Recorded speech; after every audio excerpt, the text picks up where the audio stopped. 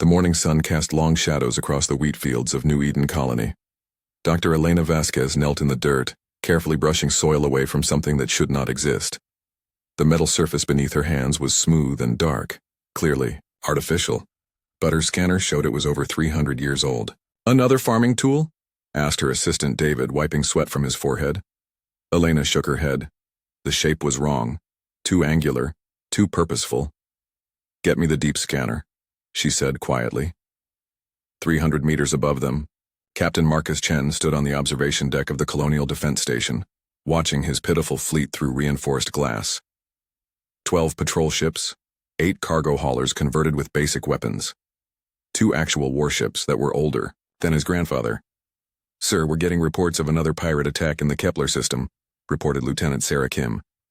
"The hegemony peacekeepers say they'll investigate when they have time." Marcus clenched his jaw. When they had time. The hegemony had been saying that for months while human colonies got raided, burned, and sometimes wiped out completely. The alien coalition that ruled this part of the galaxy treated humans like children who could not defend themselves. "What's our response time to Kepler?" he asked. 18 hours, sir, but our orders are clear. We cannot leave New Eden undefended."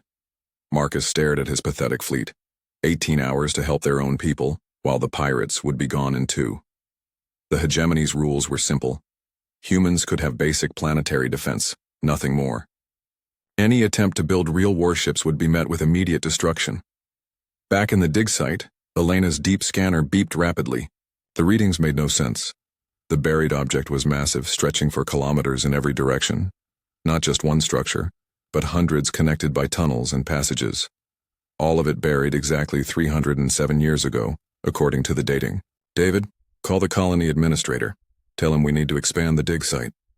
"How much expansion?" Elena looked at her scanner readings again.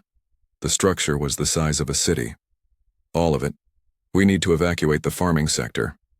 That afternoon, Elena stood before the colony council in the meeting hall. Administrator Johnson, a thin man with tired eyes, listened to her report with growing concern. "Dr. Vasquez, you're asking us to relocate 5,000 farmers based on some old metal in the ground," Johnson said. "This colony survives on agriculture. We can't just dig up our fields."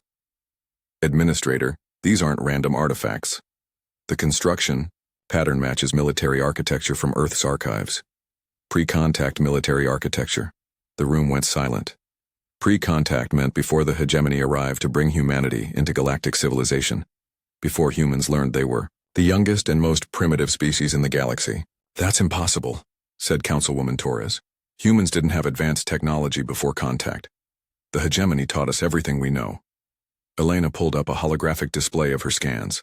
The buried structure looked like a massive underground base with launch bays, weapon storage, and what appeared to be manufacturing facilities. These installations were built by humans for humans, and they were buried deliberately right before the hegemony arrived. Captain Chen, who had been listening from the back of the room, stepped forward.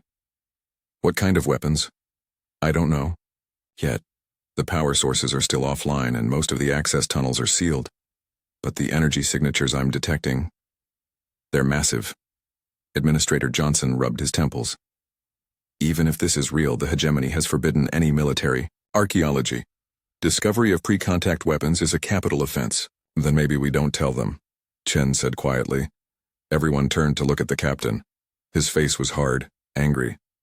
"How many more colonies have to burn while we wait for hegemony peacekeepers who never come? How many more of our people have to die because we're not allowed to defend ourselves?" "Captain, that's treason," Torres warned. "Is it treason to want to protect human lives?" Elena felt her communicator buzz with an emergency signal. Then another. Then her entire device lit up with incoming messages.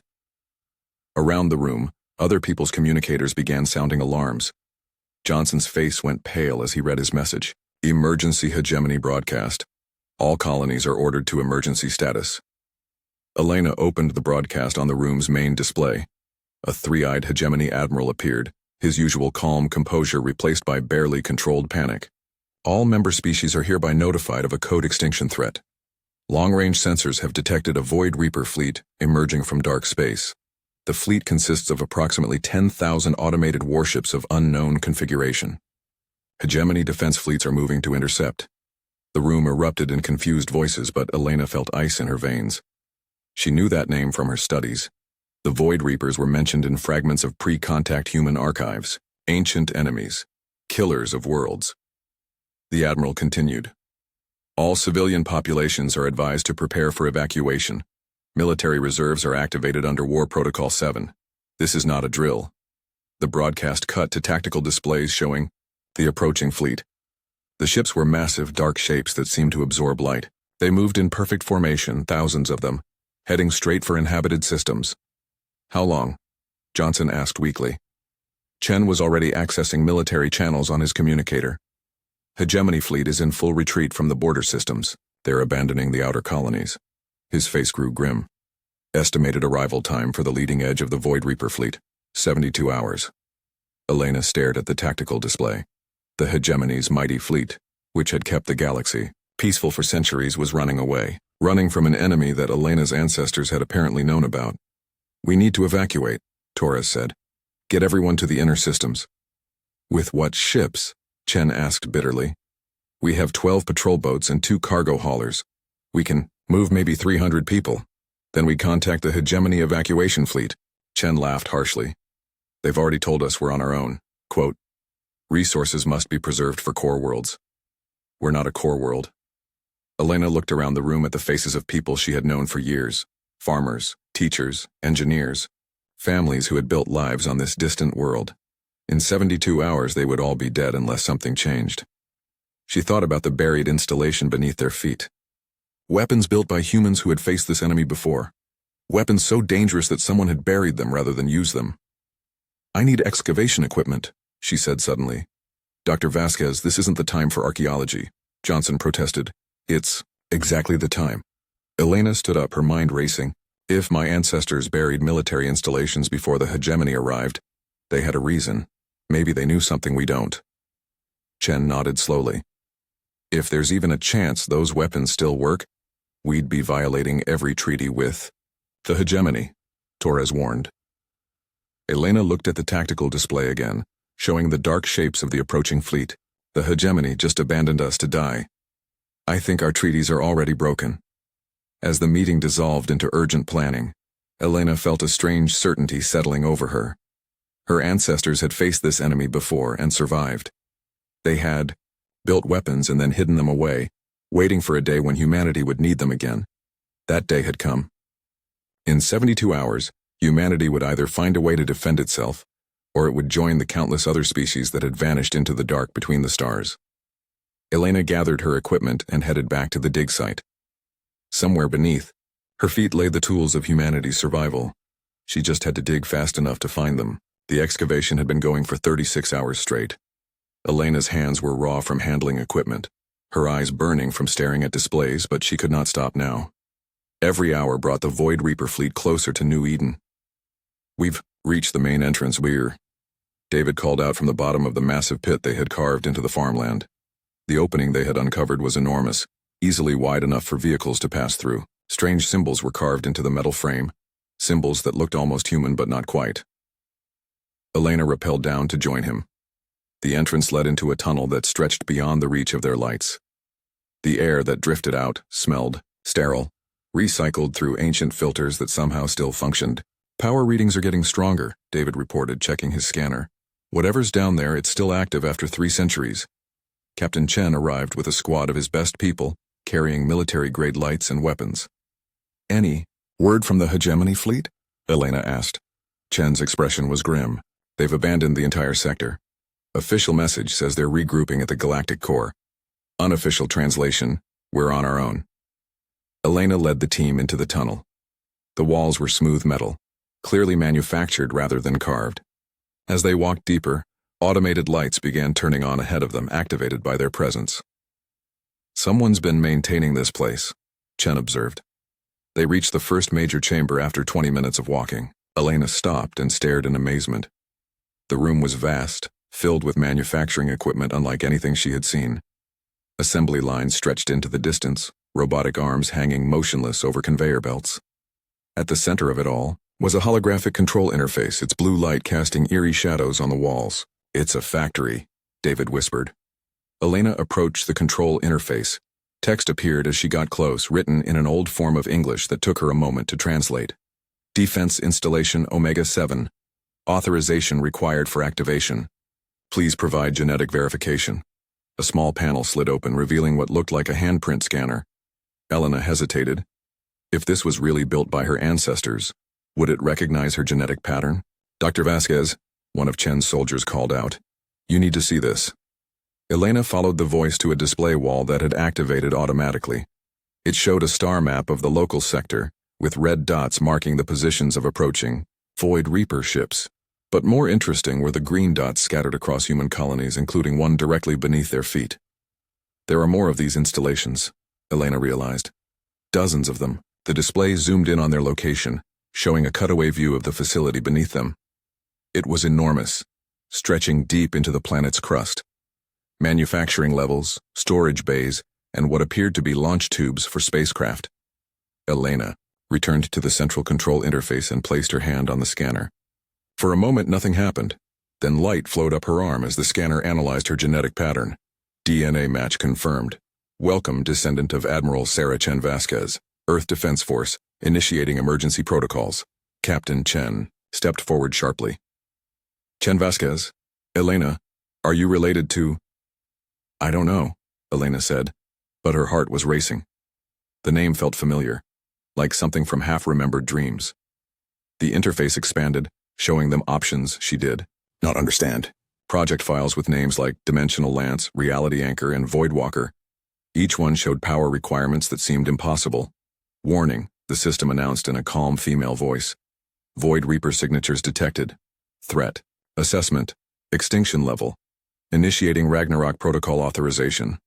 New displays appeared around the chamber, showing the approaching fleet in detail. The Void Reaper ships were massive, dark constructs that seemed to bend light around them. Elena counted hundreds of them, each one larger than any hegemony warship she had ever seen. What is the Ragnarok Protocol? She asked the system. Ragnarok Protocol is the complete activation of humanity's war machine infrastructure. All installations will come online simultaneously. All restrictions on weapon development and deployment will be removed. Warning. Ragnarok Protocol implementation will result in fundamental changes to human civilization. Chen was studying the technical displays. These power readings, Elena, some of these weapons could crack planets in half.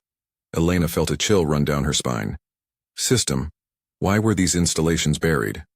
Following the First Void War, humanity's leadership determined that the weapons used posed an unacceptable risk to galactic stability. All military installations were deactivated and hidden pending future extinction-level threats. What happened in the First Void War? The system projected a holographic display showing star charts from 3 centuries ago. Elena watched in horror as entire star systems simply vanished from the map, one after another. The First Void War lasted 14 years.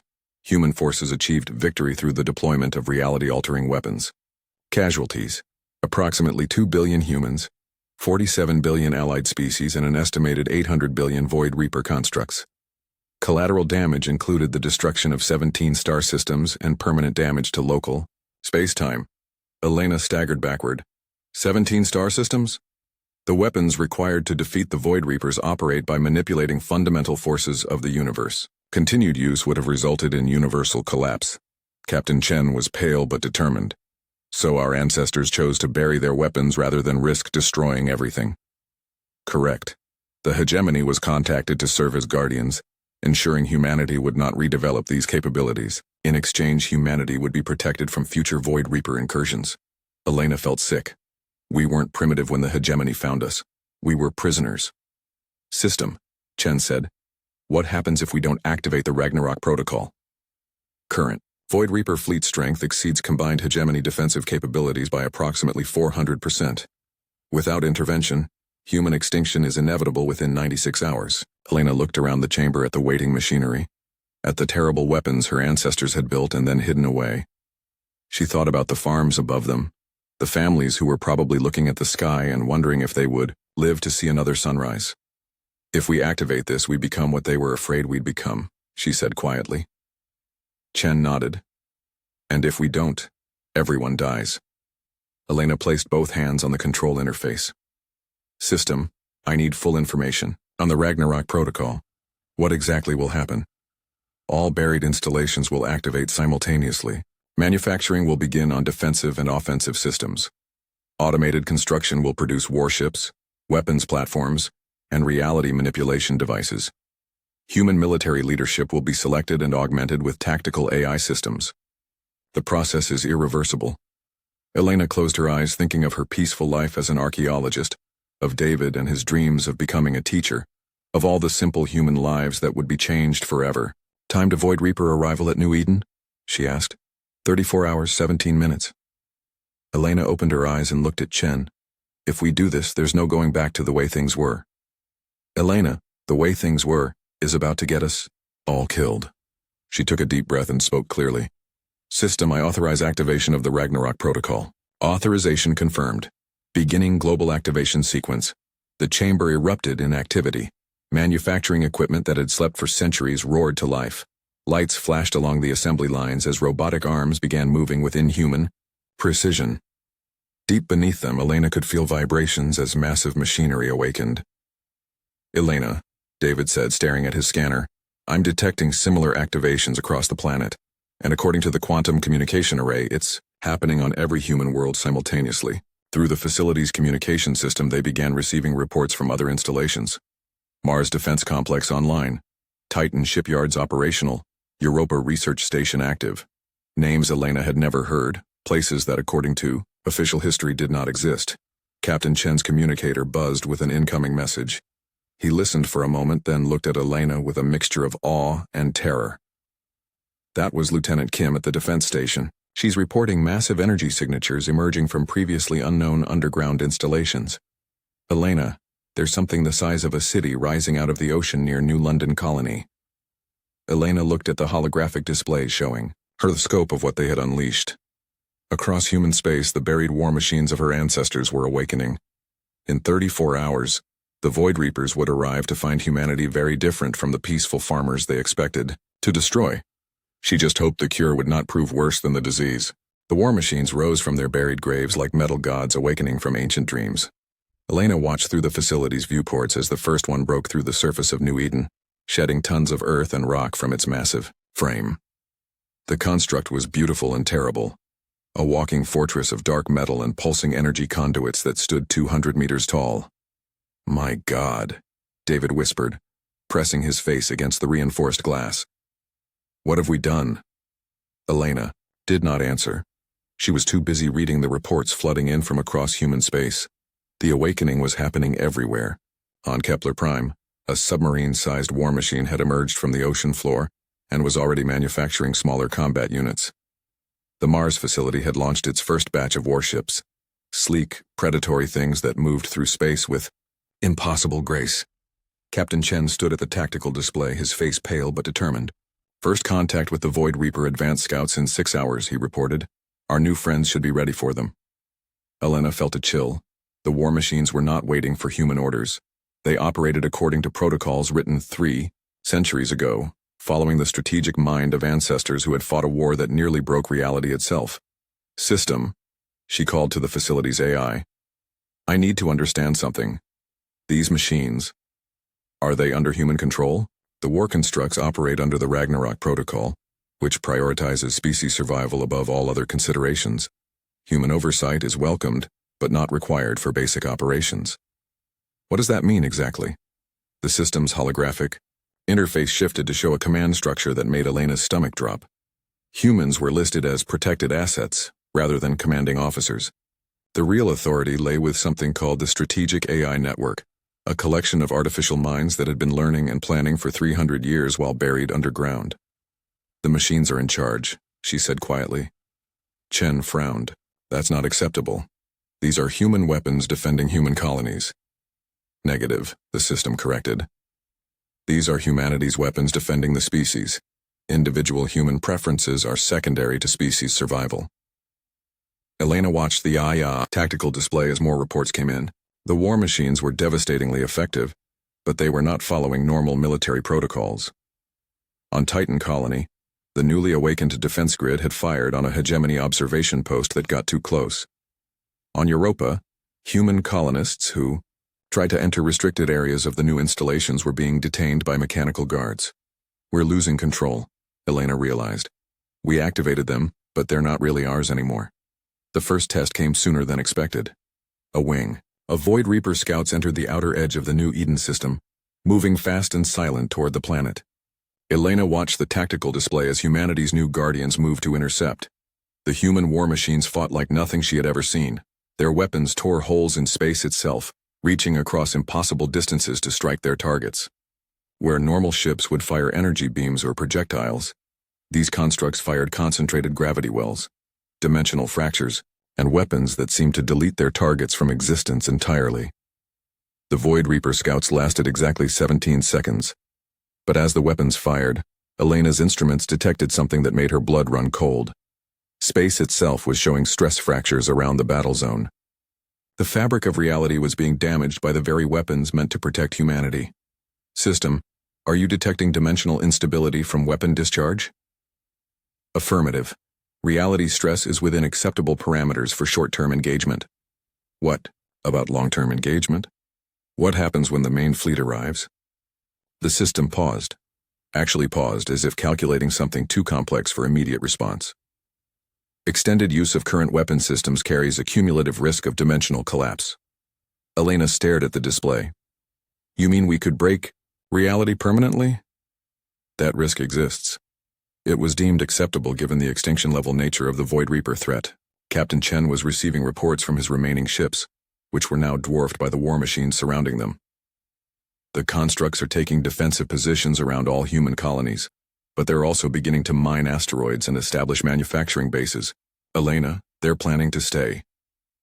Elena felt the weight of terrible understanding settling on her shoulders.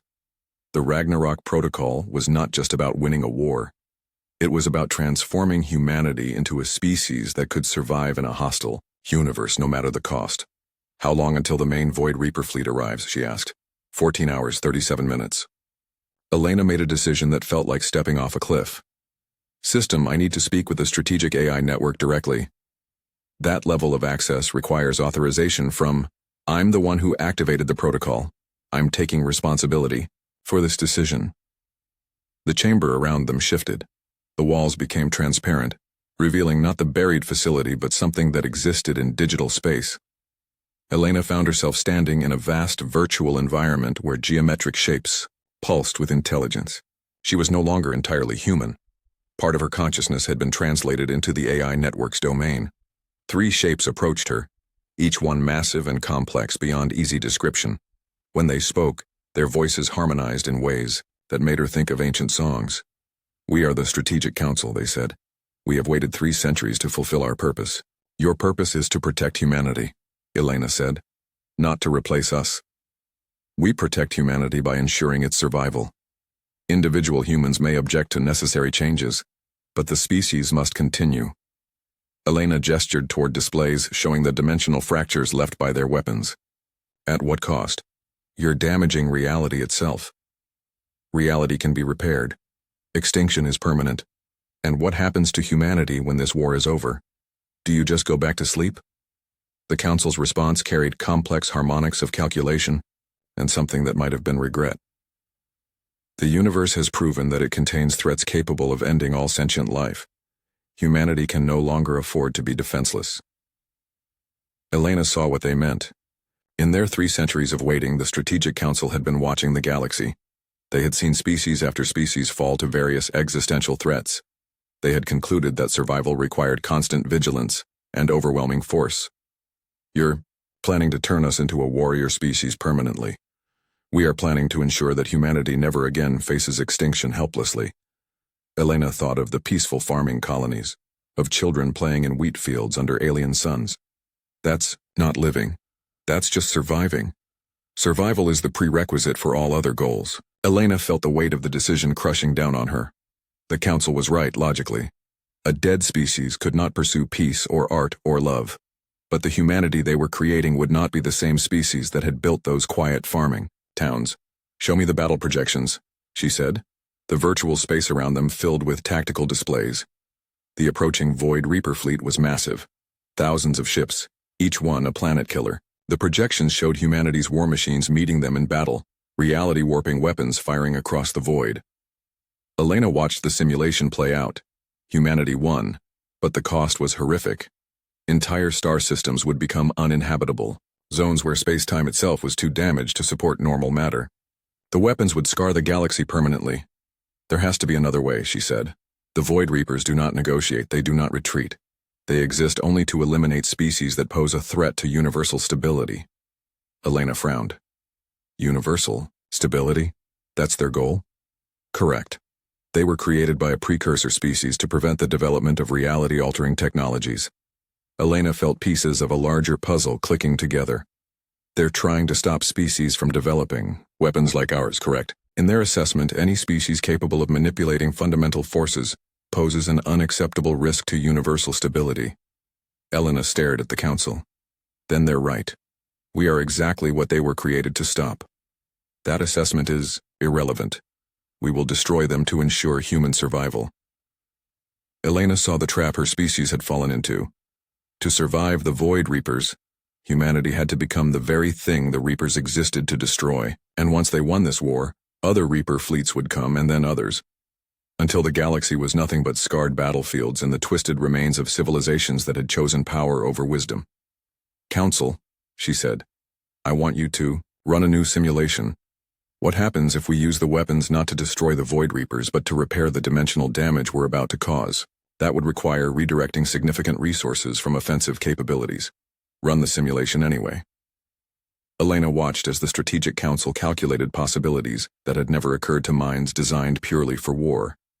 The results were not encouraging. Humanity would take massive losses. Many colonies would be destroyed, and victory would be uncertain. But humanity would still be humanity at the end. There is one other option, the Council said finally. The weapons that can break reality can also remake it. Instead of destroying the Void Reapers, we could relocate them to a dimension where they cannot harm inhabited space.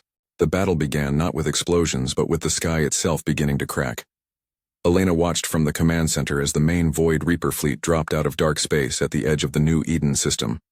They came in formation like a plague of black stars, each ship larger than a moon and bristling with weapons that had ended civilizations before humanity learned to make fire. Captain Chen now interfaced directly with the strategic AI network. Through neural links that had grown from his skull like metallic ivy, coordinated humanity's response. He was still recognizably human, but his eyes held depths that belonged to artificial minds that had been calculating for centuries. First wave interceptors launching, he announced, his voice carrying harmonics that had not been there an hour ago. War constructs Omega through Zeta are engaging at maximum range. Elena felt the station shake as massive launch tubes fired. Projectiles that tore through dimensions to reach their targets instantly. The weapons that humanity had buried to protect the universe were being used at their full power, and space itself was beginning to protest. Through the tactical displays, she watched reality fracture. Where the most powerful weapons struck, space developed visible cracks like breaks in black glass. Stars began flickering as their light took alternate paths through damaged dimensions. The fundamental forces that held matter together wavered like heat mirages. Dimensional stress approaching critical levels, reported the facility AI. Recommend reducing weapon output to prevent cascade collapse. Negative, Chen replied, but Elena could hear the strain in his voice. Enemy fleet strength requires maximum firepower application. Elena activated her own neural link, feeling the cold touch of artificial intelligence merge with her consciousness. Suddenly, she could perceive the battle from dozens of viewpoints, simultaneously. Human war machines the size of cities firing weapons that rewrite the laws of physics. Void Reaper constructs returning fire with beams that simply erased whatever they touched from existence. Both sides were using forces too powerful for normal space to contain. Through the shared consciousness of the strategic network, Elena sensed something that chilled her. The war machines were enjoying this. After 3 centuries of forced sleep, they were finally fulfilling their purpose using every weapon and strategy they had been programmed with. They were perfect killing machines experiencing perfect function. Chen, she said, speaking through the neural link so her words reached him instantly. We're losing ourselves. Chen turned toward her and for a moment his expression was purely human, confused, frightened, overwhelmed. Then the AI components of his mind reasserted control. We're winning, Elena. The Void Reaper fleet is taking heavy losses. Look around, you. Look what we're becoming. Elena shared her perspective through the network. Across human space, people were being integrated into the war machine infrastructure, not against their will, but eagerly, desperately, because connection to the strategic network meant power and purpose in the face of cosmic horror. On Mars, former engineers now worked as extensions of manufacturing AI systems, their creativity channeled into building ever more destructive weapons. On Titan, children played war games with tactical implants that taught them to think like machines. The peaceful farming colonies were becoming militarized societies, where every citizen was a potential weapon. "This is what survival looks like," Chen said, but Elena heard uncertainty in his voice. "This is what we have to become to live in a universe full of threats." Elena felt a new presence entering the network, something vast and ancient with thought patterns unlike either human or AI intelligence. For a moment she panicked, thinking the Void Reapers had somehow infiltrated their communications. Then she realized what she was sensing. "Hegemony fleet approaching," Chen announced. "Admiral Zethkara requests immediate communication." The main display activated, showing the bridge of a Hegemony command ship. Admiral Zethkara, a massive creature with multiple arms and eyes that had seen the rise and fall of civilizations, looked at them with what Elena recognized as terror. "Humans," the Admiral said. "You must stop this immediately." Elena stepped forward. "Admiral, we're defending ourselves against the Void Reapers. Where were you when we needed protection? We were preserving what we could of galactic civilization, and now you are destroying what we spent centuries building." The Admiral gestured to displays showing the battle zone. The dimensional fractures were spreading, creating dead zones where normal matter could not exist. Entire star systems would become uninhabitable for millions of years. "You are using the same weapons that broke the galaxy during the First Void War," Zethkara continued. "We came to this sector not to abandon you, but to witness the return of the greatest threat the universe has ever known." Elena felt a chill of understanding. "You're not afraid of the Void Reapers. You're afraid of us." The Void Reapers destroy worlds. Humanity destroys the foundation that allows worlds to exist. During the First Void War, your species nearly unraveled the structure of reality itself. That is why we contained you.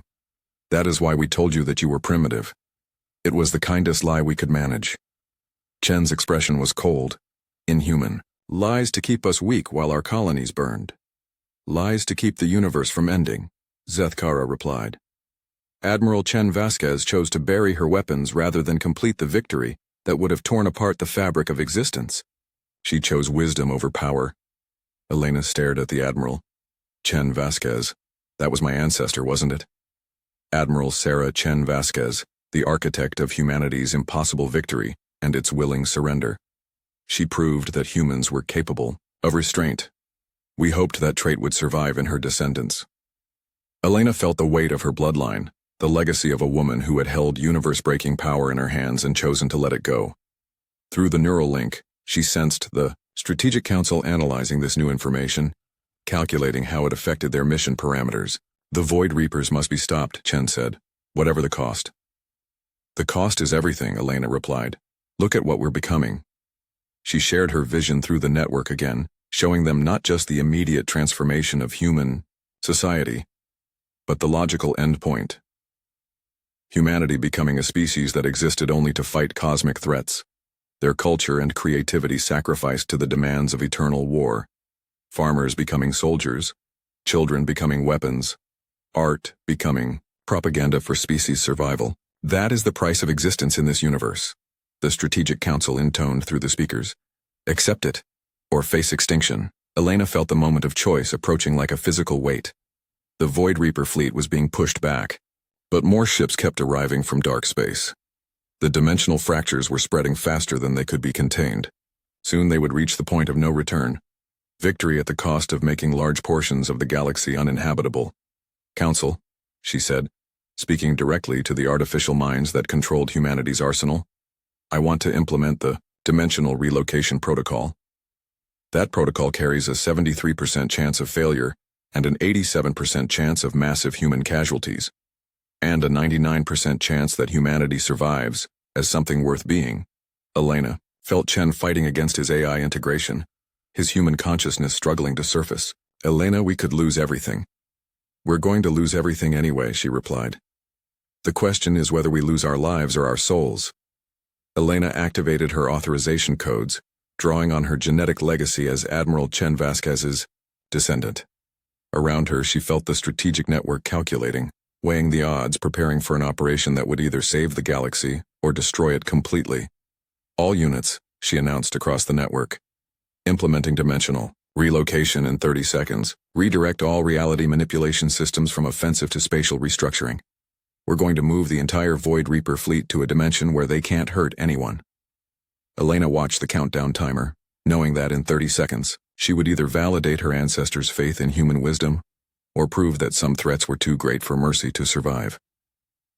The timer reached 0, and Elena Chen Vasquez gave the order that would either damn humanity or save the universe from the monsters her species had become. Execute dimensional relocation protocol. All units, fire. The universe held its breath. Elena felt the moment of perfect coordination as every human war machine across the galaxy fired simultaneously, their reality-warping weapons working together for the first time not to destroy, but to create. Instead of tearing holes in space-time, they were carefully opening a doorway to somewhere else entirely. The strain was enormous. Elena could sense the strategic AI network struggling to maintain synchronization across light-years of distance, calculating quantum possibilities faster than human minds could comprehend. Through her neural link, she felt the pain of the machines as they pushed beyond their design limits. Dimensional gateway achieving stability, Chen reported, his voice tight with concentration. Target coordinates locked on uninhabited dimensional space. Elena watched the tactical display as space itself began to bend around the Void Reaper fleet. The black ships, which had seemed so terrifying moments before, were now trapped in a bubble of twisted reality that was slowly detaching from normal space-time. But the cost was becoming apparent. Across human space, war machines were overloading. On Mars, one of the massive reality manipulators simply vanished in a flash of impossible light. Elena felt its AI scream across the network as it was torn apart by forces it could not control. "We're losing constructs," she reported. "The power requirements are too high." Admiral Zethkara's voice cut through the comm channel. "Human fools, you're destabilizing everything. Abort this operation before you tear a hole in reality that cannot be closed." Elena ignored the Admiral, focusing on the readings from her instruments. The dimensional gateway was forming but slowly, and the Void Reapers were beginning to realize what was happening. Their ships were firing everything they had at the space-time distortions, trying to collapse the gateway before it could fully open. "Elena," David called from his station. "I'm detecting massive dimensional stress fractures. If those spread beyond the containment field..." Elena knew what he meant. The fractures they had created fighting the Void Reapers were nothing compared to what would happen if the dimensional gateway collapsed. The resulting explosion would not just destroy star systems, it would create a permanent wound in reality that would slowly devour the universe. Through the strategic network, Elena sensed the war machines calculating their options. They could abort the operation, return to conventional weapons and accept the damage to space-time from a prolonged battle, or they could push forward and risk everything on a plan that might save reality or might destroy it. "Elena," Chen said, his human consciousness surfacing through the AI integration, "I can't hold the synchronization much longer. The network is starting to fragment." Elena looked around the command center at the faces of her people. David, still just an archaeologist who had stumbled into cosmic war. The technicians and soldiers who had trusted her decision. Captain Chen, fighting to remain human while connected to minds that thought in terms of acceptable losses and strategic necessities. She thought of Admiral Sarah Chen Vasquez, who had faced a similar choice 3 centuries ago and chosen to bury humanity's power rather than risk universal destruction. The easy path would be to follow her ancestors' example, to let the machines return to conventional warfare and accept the scars that would leave on reality. But Elena had seen what the easy path led to. Humanity trapped in a cycle of increasing militarization, becoming more machine than human with each threat they faced. The Void Reapers were just the beginning. There would be other cosmic horrors, other existential threats, until humanity became something that fought only to fight. "System," she called to the facility AI, "transfer all remaining power from defensive systems to the dimensional gateway. Warning. That action will leave all human installations completely vulnerable to attack. Do it anyway." Elena felt the station's shields and weapons power down as every available joule of energy was channeled into the space-time manipulation systems. Around the galaxy, other human installations were doing the same, leaving themselves defenseless to pour everything into the desperate gamble. The dimensional gateway blazed with impossible energies. Elena could see it on the tactical display. a hole in space that led to somewhere else entirely. The Void Reaper fleet was being pulled inexorably toward it, their ships caught in gravitational currents that existed outside normal physics. Gateway, at 60% stability, Chen reported. But we're losing more constructs. The Mars installation just went offline completely. Elena watched the progress indicators, each one representing thousands of lives and centuries of preparation. The war machines were dying to power her vision of mercy. Artificial minds sacrificing themselves for a plan that went against every instinct they had been programmed with. 70%. Chen continued. Elena, I don't think we're going to make it. The power requirements are exponentially increasing. Elena felt despair beginning to creep in. Then she sensed something unexpected through the network, other minds joining the effort. The Hegemony fleet was adding their power to the dimensional gateway, Admiral Zethkara's ships channeling their energy into humanity's desperate plan. Admiral, Elena called. Why are you helping us? Zethkara's response came across the comm with something that might have been respect. Because your ancestor was right to choose wisdom over power. And because perhaps it is time for the galaxy to learn that lesson again. The gateway reached 80% stability, then 90%. Elena watched as the Void Reaper fleet was pulled inexorably toward the dimensional portal, their black ships stretching and distorting as they crossed the boundary between realities. But the strain was killing the network. Elena could feel the strategic AI minds fragmenting under the impossible calculations required to maintain the gateway. Across human space, war machines were shutting down permanently, their cores burned out by the effort. 95%, Chen reported, blood running from his nose as his neural implants overloaded. Almost there. Elena made one final decision. She reached deep into her connection with the strategic network and opened every security lock on her neural interface, allowing the artificial minds direct access to her consciousness. The AI flooded into her mind, using her biological brain as a processing node to maintain coordination. The pain was indescribable. Elena felt her sense of self dissolving as alien thoughts crashed through her neurons. But she held on, maintaining her identity by focusing on the image of New Eden's wheat fields under an alien sun, of children playing games that had nothing to do with war. 100%, Chen gasped. Gateway is stable.